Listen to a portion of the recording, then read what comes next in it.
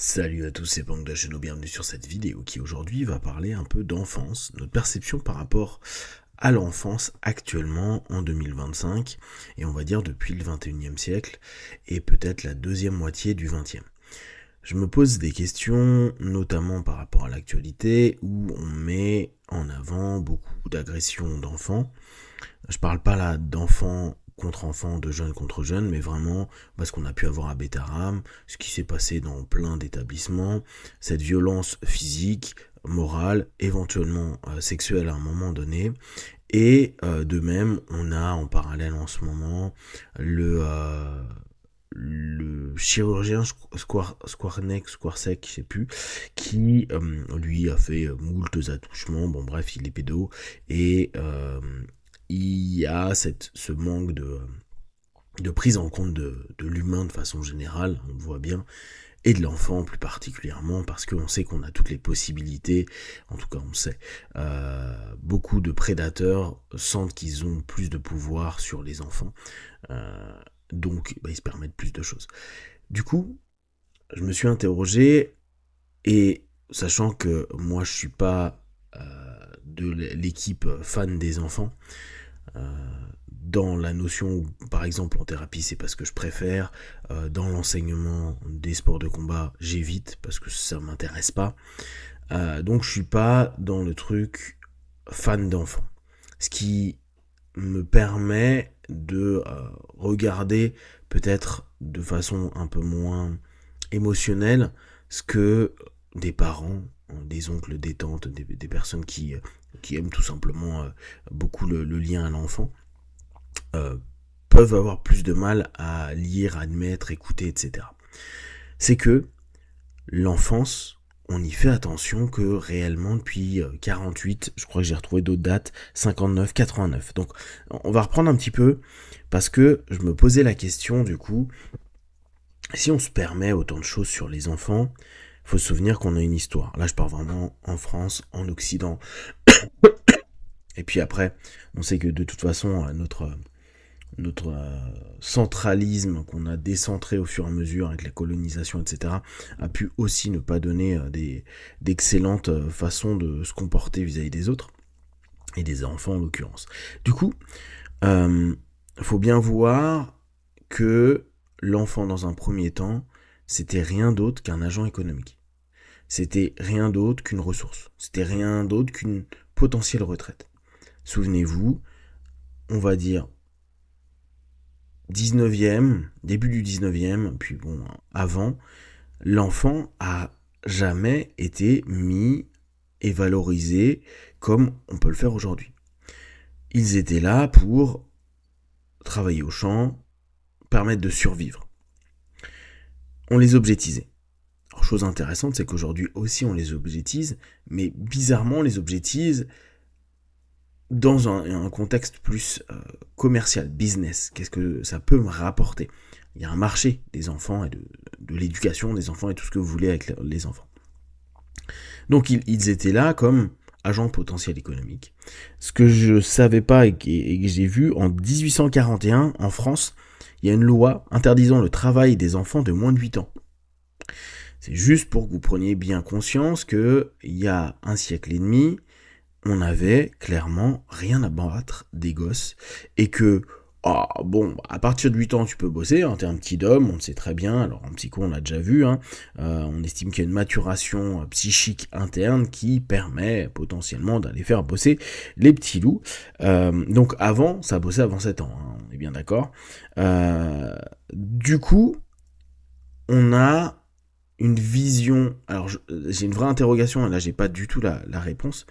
Est-ce qu'on n'a pas une vision inconsciente, dans un inconscient collectif, sur la durée? Parce que c'est bien gentil, et on le sait bien avec tout ce qu'on a mis en place, et l'intérêt du progressisme, de la révision un peu des fonctionnements moraux, sociaux, idéologiques, etc., que c'est pas parce que ça fait 150 piges qu'on en parle, que les choses changent fondamentalement par rapport à un ensemble de patterns, de schémas, d'automatismes, on va dire d'inconscient collectif, qui on n'avait rien à battre, on faisait 6 enfants, on savait qu'il y en avait 3 qui allaient mourir, il y en a peut-être 2 qui arriveront à 18 ans, et éventuellement, si il s'est pas fait tuer avant, ou on l'a pas nous-mêmes tué en tant que parents, il y en a un qui deviendra adulte.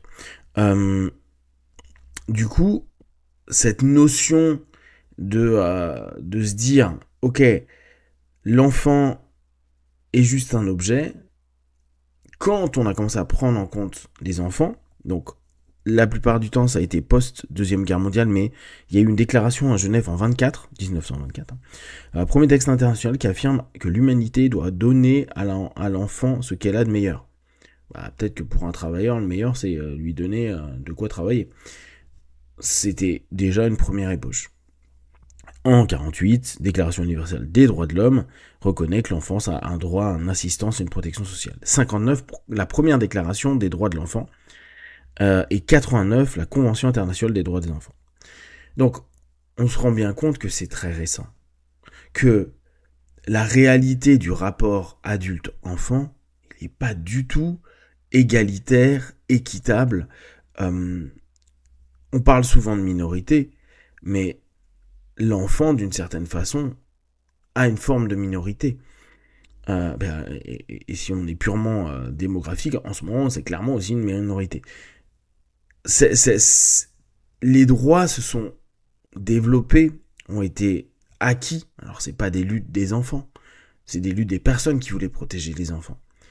Mais ça reste, et c'est comme pour le féminisme, c'est comme pour les différents travaux et ambitions de factions progressistes, c'est un moment ou un autre, des personnes veulent faire changer, proposent des choses, mais avant que ça imprègne la conscience collective, en plus on va avoir de la réactance, en plus on va pas être d'accord, en plus on va être conservateur. Je suis pas sûr que pour plein de parents, quand aujourd'hui vous allez leur parler des droits des enfants, puis en plus on a un petit peu ce même de dire que maintenant les enfants tu leur dis un truc, ils disent ah non mais fais attention, je dois appeler la police, j'ai mes droits, etc. On pourrait croire ouais il y a une avancée, mais et là on reprend quelque chose où parfois on dit oui mais c'est juste un élément social et ce n'est pas que, souvent vous savez qu'il y a une problématique et à plusieurs apports, c'est un mix de problèmes. Quand les enfants restent et traînent dans la rue, on peut dire oui mais les parents sont pas là, ou les parents désertent, ou les parents prennent pas attention, ou c'est une famille séparée, ou X et Y truc. Mais de facto, ça montre à nouveau que il n'y a pas cette attention, cette protection, ce travail de l'adulte vis-à-vis de l'enfant. Et c'est peut-être un résidu, un reste de ouais bah c'est que des enfants, quoi. C'est bon, vis ta vie, va pas nous casser les couilles. Si tu peux, bah, ramène des thunes. Et là on pourrait même reprendre les gamins dealers qui ramènent des thunes, qui font nourrir toute la famille, et tout le monde est au courant. La maman, la sœur, le frère, le père, tout le monde sait que bah, l'argent est sale, sauf que bah, ça met de quoi à manger dans le réfrigérateur. Donc, bah, mine de rien, on est dans un comportement qui est pas mieux que les Thénardier à l'époque. On n'est pas dans un comportement qui aujourd'hui dit oui non mais on fait attention aux enfants, mais au bout du compte on laisse traîner le gamin, on laisse chauffer, on laisse faire l'ensemble des éléments qui au bout du compte, avant c'était la mine, avant c'était le champ, bah maintenant c'est le quartier, etc.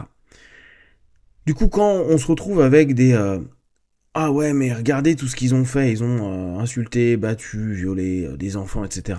On est complètement d'accord que c'est non ok.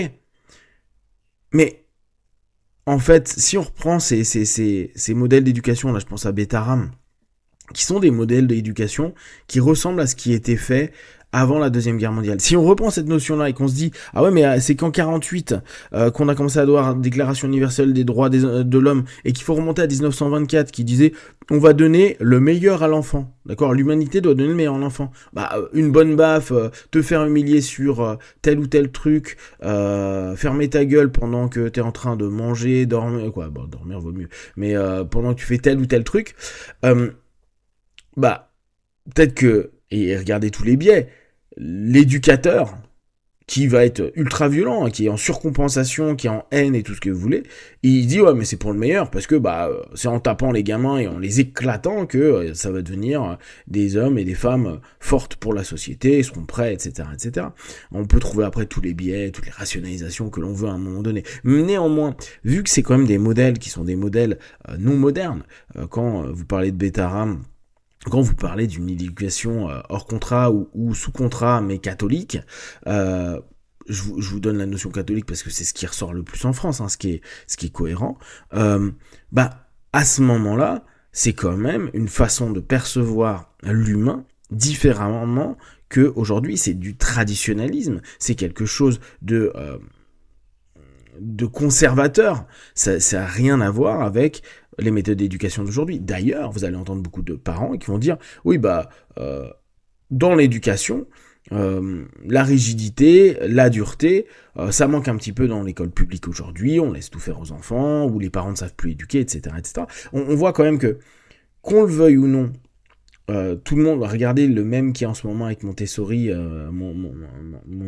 mon gamin c'est un Monteghetto ou Ghetto-sori ou Montessori, regardez ce petit mème-là et cette tendance-là, vous voyez quand même que il y a une espèce de moquerie de l'hyper-progressisme éducatif avec la surécoute, etc.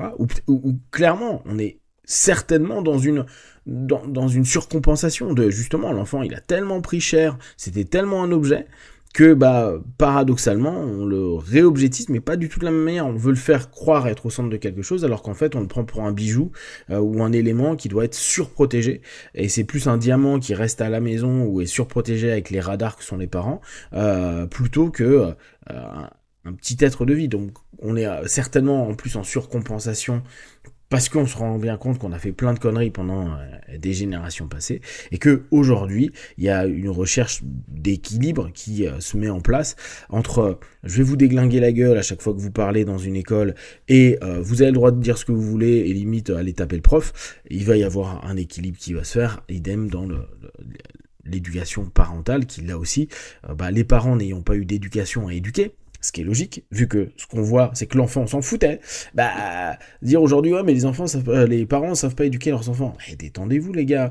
Même si aujourd'hui on a plein de psys qui en plus disent tout et son inverse, il y a aussi cette chose, c'est tout récent. C'est vraiment tout récent. On ne sait pas gérer, comme des parents nouvelle génération, les enfants.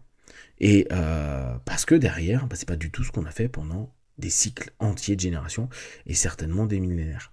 Si vous avez des questions et des remarques sur le sujet, partagez sur Facebook, YouTube, j'y répondrai le plus rapidement possible comme d'habitude. De tout ce que je propose, ne prenez que ce qui est bon et juste pour vous. Testez, observez, analysez, concluez, be one, ciao.